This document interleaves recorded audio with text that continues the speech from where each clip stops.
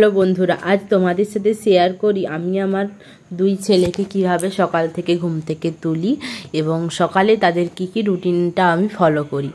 এই যে আমি প্রথমে হাতে তালি দিয়ে, হাতে তালিটা এখানে দেখানো হয়নি ঠিকই, কিন্তু আমি হাতে তালি দিয়ে হরে কৃষ্ণ নাম বলে ওদের ঘুম থেকে তুলি। বড় ছেলে ননীকে তুললাম, এরপর মেজো ছেলে মুকুন্দকে তুলে নিলাম। তারপর ওদের বেডটা ভালোভাবে গুছিয়ে রেখে দিলাম। ওদের আমি সকালেই স্নান করিয়ে দিই। ছোট আরেকটা যেহেতু আমার বাচ্চা আছে সোহাগ, ওদেরকে নিয়ে আমি ওদের আর পরে স্নান করানোর মতন ও উঠে গেলে আমি টাইম পাই না, ও টানাটানি করে ওদেরকে নিয়ে, ওই জন্য আমি ওদের স্নানটা সকালেই করিয়ে দিই। আর এখন একটু শীত পড়ে গেছে আমাদের এখানে, তাই জন্য আমি ওদেরকে উষ্ণ গরম জল করে তার মধ্যে তুলসী পত্র দিয়ে স্নান করাই। ওদের জামাটা ছাড়িয়ে নিলাম। ওদের কোনো দিন তেল মাখিয়ে স্নান করাই বা কোনো দিন ভালো করে অগুরু মালিশ করে স্নান করাই, কিন্তু আজ ওদের আমি প্লেন তুলসী পত্র দিয়ে গরম জল করে স্নানটা করিয়ে নিচ্ছি। তো চলো, ওং ভগবতে বাসুদেবায় নমঃ, নমো ভগবতে বাসুদেবায় নমঃ, নমো ভগবতে বাসুদেবায় নমঃ বলে আমি ওদেরকে স্নান করিয়ে নিলাম। তো অনেকেরই প্রশ্ন থাকে আমি গোপুসোনাদের কিভাবে কি সেবা যত্ন করি, তাই ভাবলাম তোমাদের সাথে ওদের সকালের রুটিনটা একটু শেয়ার করি। অনেকের মনে অনেক প্রশ্ন, আমি ওদেরকে যতবার খেতে দিই ততবারই কি শাড়ি পোশাক চেঞ্জ করে খেতে দিই। তো না বন্ধুরা, আমি ওদের কখনোই পোশাক চেঞ্জ করে খেতে দিই না। আমি আমার সোহাগকে যেমনভাবে রাখি আমি আমার ননী মুকুন্দকেও ঠিক তেমন করে রাখি। অনেকেরই প্রশ্ন থাকে পিরিয়ডসের সময় কি আমি আমার সোনাদের সেবা করি। তো হ্যাঁ বন্ধুরা, আমি পিরিয়ডসের সময়ও আমি আমার এই দুই ছেলের সেবা করে থাকি। কেননা আমার মনে হয় আমি যদি ওদের সোহাগের সেবাকে খেতে দিতে পারি, সোহাগকে স্নান করাতে পারি, তাহলে পিরিয়ডসের ওই 4টে দিন কেন আমার এই দুই ছেলে অভুক্ত থাকবে। ওর বাবা বাইরে কাজ করে, ওর বাবার সব সময় হয়ে ওঠে না যে দুই ছেলেকে ঠিকভাবে সেবা করবে, খেতে দেবে। তাই জন্য আমি যদি না ওদের খেতে দিই, ওরা সারাদিন কিচ্ছু খেতে পাবে না। আমি ওই জন্য পিরিয়ডসের সময়ও আমি আমার দুই ছেলেকে খেতে দিই। তোমাদের কি মতামত সেটা তোমাদের উপর নির্ভর করে, কিন্তু আমার মতামত এটাই যে অভুক্ত রাখার থেকে পিরিয়ডসের সময়ও আমি ওদের খেতে দিই। আমার মধ্যে এর জন্য কোনো অনুতাপ বা কোনো সংকোচ নেই। যা পাপ হওয়ার আমার হোক, অন্য কারোর যাতে না হয় আমি সেটাই চাইবো। তাই তোমাদের মন যদি না চায় তুমি ওদেরকে এই সময় খেতে দিও না। তবে আজ যে ভিডিওটা আমি শ্যুট করছি, আজও কিন্তু আমার পিরিয়ডস চলছে, সেই অবস্থাতেই আমি ভিডিওটা করেছি। আর আমি যথারীতি ওদের যেমন সববারে খেতে দিই, এবারেও তেমন করেছি। তো চলো, তোমাদের সাথে গল্প করতে করতে গোপুসোনাদের আমি সুন্দর করে জামা পরিয়ে শৃঙ্গার করিয়ে দিলাম। আর এই পঞ্চুটা আমি রিসেন্টলি একটা পেজ থেকে নিয়েছি, আমার খুব পছন্দ হয়েছে এই জিনিসগুলো, জানো তো, এত সুন্দর হয়েছে যে কি বলবো। তো তোমরা যদি তার ডিটেলস চাও, কন্ট্যাক্ট ডিটেলস আমাকে বলো, আমি তার হোয়াটসঅ্যাপ নাম্বার তোমাদের সাথে শেয়ার করে দেবো। তো একটু হালকা শীত পড়েছে, তাই জন্য পঞ্চুই পরিয়ে রাখি আর একটা সুন্দর উলের টুপি পরিয়ে দেব।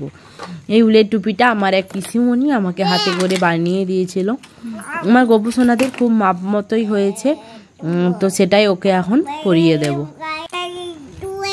অনেকে জিজ্ঞেস করো বন্ধুরা যে গোপুসোনাকে কি আমি গঙ্গা জলে স্নান করাই? না বন্ধুরা, আমি নর্মাল জলে স্নান করাই, কিন্তু শীতকালে সেটা ঈষৎ উষ্ণ গরম করে নিই, আর নর্মাল টাইমে আমি সেই নর্মাল জল দিয়ে স্নান করাই। তবে গঙ্গা জল দিয়ে গোপুসোনাদের স্নান করানোই যেতে পারে, কিন্তু গোপুসোনাদের খাবারে গঙ্গা জলের ব্যবহার কখনোই করা যাবে না। কেননা ভগবানের পা থেকে গঙ্গার সৃষ্টি, সেই গঙ্গা জলে কিন্তু ভগবানের সেবা কখনোই সম্ভব নয়। তারপর গোপুসোনাকে সুন্দর একটা মালা পরিয়ে শৃঙ্গার করিয়ে দিলাম। যেহেতু শীতকাল, সেই জন্য বেবি ময়শ্চারাইজার মাখিয়ে দেবো গালে হালকা করে, যেটা গোপুসোনা মাখতে খুবই পছন্দ করে, ওকে খুবই গ্লেজি দেখায়।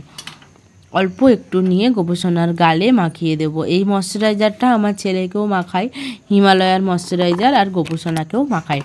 গোপুসোনা আর ছেলে দুজনেই একই প্রোডাক্ট ইউজ করে, দুজনেই হিমালয়ার প্রোডাক্টই ইউজ করে। খুব ভালো প্রোডাক্ট, খুব ভালো রিভিউ আছে, ওই জন্য আমি এগুলোই ইউজ করাই আমার 3 ছেলেকে। যারা ভাবছো গোপুসোনাকে নিয়ে আসবো কিভাবে কি সামলাবো, তো তারা নির্দ্বিধায় গোপুসোনাকে নিয়ে আসতে পারো। ভালোবেসে ওদের সেবা করো, তাহলেই চলবে। ওরা বিশেষ কিছু চায় না, ওদের একটু ভালোবাসা, একটু যত্ন, একটু ভক্তি, এইসবই ওরা চায়। তো আমার মনে হয়, তবে হ্যাঁ একটা কথা মানতেই হবে, গোপুসোনা যতদিন না নিজে চাইছে যে তোমার কাছে আসবে, ততদিন পর্যন্ত কিন্তু তুমি ওকে আসতে পারবে না। আমি আমার নিজের ঘটনায় বলি বন্ধুরা, আমার যখন বয়স ওই 7-8 মতন হবে, আমি তখন থেকে গোপুসোনার সেবা করতে চাইতাম। আমি তখন থেকেই মাকে বলতাম, মা আমাকে গোপাল সোনা এনে দাও, কিন্তু আমার মা কখনোই রাজি হতো না, যে না এখন এইটুকু বয়স থেকে তুই পারবি না। তো আমার বিয়ে যে বছর হলো, তা সেই বছরই আমার মাইমা আমাকে এই গোপাল সোনাকে দিয়েছিল, আমাদের ওখানের গৌর মন্দির থেকে আমাকে এনে দিয়েছিল। তো গোপুসোনা হয়তো তখন চাইতো না, বা তখন কিছু ভালো মন্দ আমি হয়তো ওদের সত্যি সেবা করতে পারতাম না। এগুলো তো আবেগের জিনিস নয়, এগুলো একটা ছেলের দায়িত্ব নেওয়া তো যায় তাই কথা নয়। তো হয়তো তখন ওই জন্যই আমার কাছে ওরা আসেনি। আর বড় গপুকে এনে দিলেও ছোট গপুকে আমি পেয়েছি এক বিশেষভাবে। তোমরা যদি চাও, তোমাদের সাথে সেই ছোট গপুকে পাওয়ার ঘটনাটাও আমি নির্দ্বিধায় শেয়ার করতে পারি। তোমরা যদি চাও আমাকে কমেন্টে জানাও ছোট গপুকে আমি কিভাবে কখন পেয়েছি, তোমাদের আমি সমস্তটাই জানিয়ে দেবো।